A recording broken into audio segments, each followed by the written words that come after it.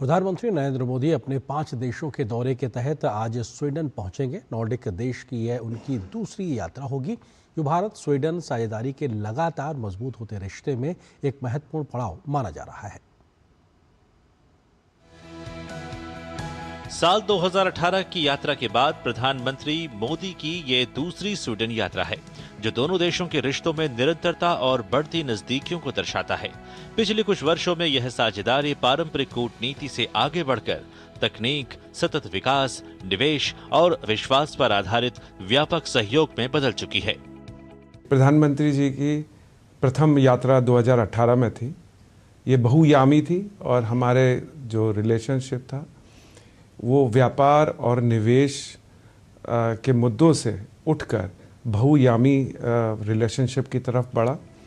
प्रधानमंत्री मोदी स्वीडिश नेतृत्व के साथ उच्च स्तरीय वार्ता करेंगे, जिसमें व्यापार और निवेश के अवसरों, आर्थिक सहयोग को मजबूत करने और भारत के तेजी से बढ़ते बाजार में स्वीडिश कंपनियों की भागीदारी बढ़ाने पर चर्चा होगी। वहीं दोनों देश कृत्रिम बुद्धिमत्ता, स्वच्छ ऊर्जा, सेमीकंडक्टर, मोबिलिटी और डिजिटल इंफ्रास्ट्रक्चर जैसे क्षेत्रों में सहयोग बढ़ाने पर ध्यान केंद्रित करेंगे।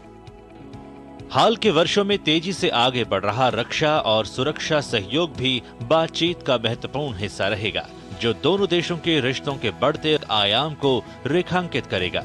स्वीडन में रह रहे भारतीय समुदाय के साथ स्वीडिश लोग भी प्रधानमंत्री नरेंद्र मोदी की इस यात्रा से जुड़ाव महसूस कर रहे हैं।